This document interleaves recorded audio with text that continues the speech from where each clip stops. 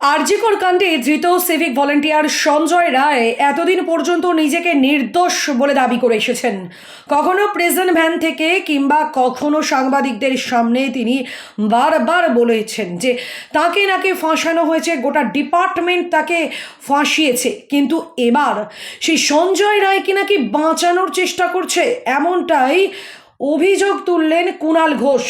এদিন কুণাল জানান, আরজিকরের ঘটনা ভয়ঙ্কর। মুখ্যমন্ত্রী থেকে শুরু করে আমরা সবাই এই ঘটনার নিন্দা করে এসেছি। আমরা সবাই চাই দোষীর ফাঁসি হোক। মুখ্যমন্ত্রী প্রথম দিন থেকে বলেছেন মৃত্যুদণ্ড হোক। কলকাতা পুলিশ 24 ঘন্টার মধ্যে একজনকে ধরে। মৃতার বাবা মার প্রতি পূর্ণ শ্রদ্ধা ও সমবেদনা রেখেই বলছি, তারা কিছু লোকের কথায় ধারাবাহিকভাবে বিভ্রান্ত হচ্ছেন। কলকাতা পুলিশ 24 ঘন্টার মধ্যে ধরলো। তারা বললেন আমরা সিবিআই চাই। তাদের দাবির মতো সিবিআই তদন্ত হয়েছে। এবার সিবিআই তদন্ত করে বলছে কলকাতা পুলিশ যাকে ধরেছে সেটাই ন্যায্য। এবার তারা সেটা মানতে পারছেন না। যারা বলছেন বিচার চাই বিচার চাই, বিচার তো আদালতে হচ্ছে। সুপ্রিম কোর্ট আবার নজরদারি চালিয়েছে। সুপ্রিম কোর্টে তো তাদের আইনজীবীও ছিলেন। শুনানির সময় তো পূর্ণ সুযোগ ছিল সুপ্রিম কোর্টের সবটা বলার। এর পাশাপাশি তাকে আরও বলতে শোনা যায়, কিছু রাজনৈতিক অতৃপ্ত আত্মা অন্ধ তৃণমূল বিরোধিতা থেকে নির্যাতিতার বাবা মায়ের আবেগ যন্ত্রণাকে বিপথে চালিত করতে এই গোলমাল পাকাতে পথে নেমেছে। সাক্ষ্য গ্রহণ শেষ হয়েছে। সাজা ঘোষণার মুখে বলছে নতুন করে তদন্ত চাই। তাহলে কি কেউ বা কারা ধৃত সিভিক ভলেন্টিয়ারকে বাঁচানোর চেষ্টা করছেন? ধর্ষণ ও খুনে সিভিক ভলেন্টিয়ারকে ধরেছে কলকাতা পুলিশ, তাকে মান্যতা দিয়েছে সিবিআই।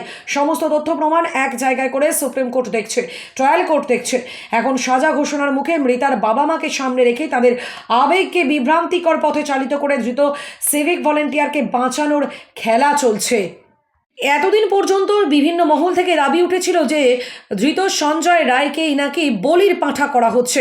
কিন্তু এবার সেই ধারণায় কার্যত জল ঢেলে দিলেন কুণাল ঘোষ। অন্যদিকে সম্প্রতি শিয়ালদা আদালতে নির্যাতিতার বাবা মা 57 পৃষ্ঠার একটি বয়ান জমা দেন এবং তারা দাবি করেন যে সঞ্জয় একা নয়, মেয়ের ধর্ষণ এবং খুনের মামলায় আরও বেশ কয়েকজন যুক্ত রয়েছে।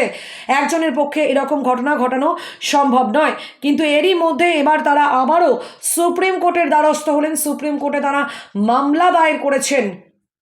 এ প্রসঙ্গে বলতে গিয়ে নির্যাতিতার বাবা জানিয়েছেন যে আমরা নতুন করে তদন্ত চাইছি না, বরং এই ঘটনায় আরও গভীরে এর তদন্ত চাইছি। কারণ এই ঘটনায় আরও কেউ রয়েছেন, তাদের খুঁজে বের করা হোক। আর সিবিআই তদন্ত প্রক্রিয়া হাইকোর্টের তত্ত্বাবধানে ঘটলে সেই শুনানিতে আমরাও থাকতে পারবো। কারণ তদন্তে যদি কোনো অসঙ্গতি বা ফাঁক থাকে তাহলে আমরা আইনজীবীর মারফতে আদালতে সেটা জানাতে পারবো। প্রসঙ্গত উল্লেখ্য, সম্প্রতি নমুনা পরীক্ষার সিএফএসএল একটি রিপোর্ট প্রকাশ এনেছিল, আর সেখানে নির্যাতিতার যৌনাঙ্গে কোনো রকমের বীর্য মেলেনি।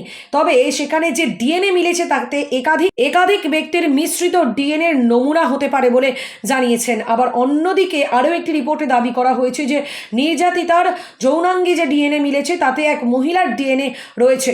কিন্তু এখনও পর্যন্ত ধোঁয়াশাতেই রয়েছেন তদন্তকারী আধিকারিকেরা। এ প্রসঙ্গে নিশ্চিত হতে গেলে আরও বেশি তদন্ত করা প্রয়োজন বলে জানিয়েছেন আধিকারিকেরা।